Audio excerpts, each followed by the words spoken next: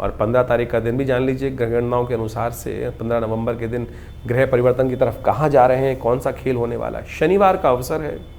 कर्क राशि वालों के लिए समझ लीजिए क्या योग बन रहा है। एकादशी है, उस दिन शीर्ष मास के एकादशी है, शनिवार के दिन पड़ रही है। और आपकी राशि में जो शनि महाराज खराब चल रहे हैं ना, उनको ठीक करने का एक अद्भुत योग बन रहा है।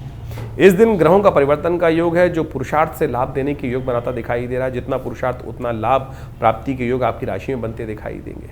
पुरुषार्थ से भागेंगे तो किस्मत सो जाएगी, इस बात का ध्यान रखते हुए आपको कार्य करने की ज़रूरत है।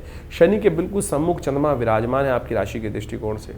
आलस्य मत रहिएगा और लोगों से पुरुषार्थ से भागेगा मत, इस बात का ध्यान रखते हुए कार्य करेंगे तो बहुत अच्छा अनुकूल योग बनता दिखाई देगा। स्वार्थी बनने का योग बन रहा है आपकी राशि में।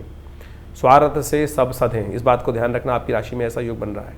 उत्पत्ति एकादशी है इस दिन। क्या है उत्पत्ति एकादशी का रहस्य, लोग पढ़ लेते हैं, जान भी नहीं पाते हैं।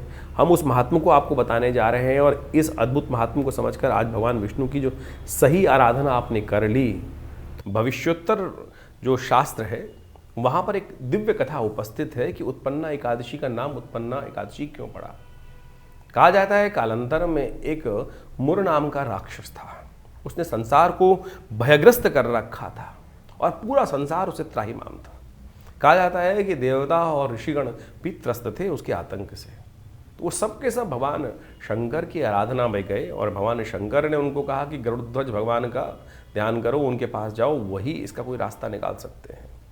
और जब वो समस्त लोग, जितने भी ऋषिगण देवतागण थे, अपनी प्रार्थना को लेकर भगवान विष्णु के समक्ष उपस्थित होते हैं, तो कहा जाता है भगवान विष्णु चिंतन कर कर ध्यान करते हैं तो उनके शरीर से एक देवी उपस्थित होती हैं और वही देवी जो हैं वो बड़ा दिव्य रूप भगवान के शरीर से स्वयं उत्पन्न हुई है, मानस से उत्पन्न हुई है, तो कहा जाता है बड़ा दिव्य रूप था। और भगवती का नाम भगवान ने कहा कि हमारे शरीर से उत्पन्न हुई हो, तो उत्पन्ना नाम उनका रखा गया।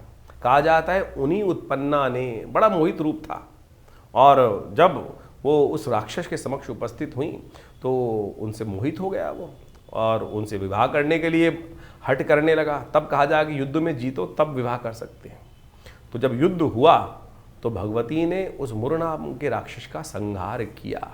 तो उस दिन से ये व्यवस्था आरंभ हुई कि भगवती जो उत्पन्ना नाम से विख्यात हुई संसार के कष्टों को निवारण करने के लिए। हमारे भी जीवन में हमारी आकांक्षाएं, हमारे मनोमस्तिष्क में विचार जो है वो हमारे शत्रु हैं, और जब इस उत्पन्ना एकादशी पर हम शास्त्र विधि के अनुसार से व्रत रखते हुए भगवान विष्णु का पूजन करते हैं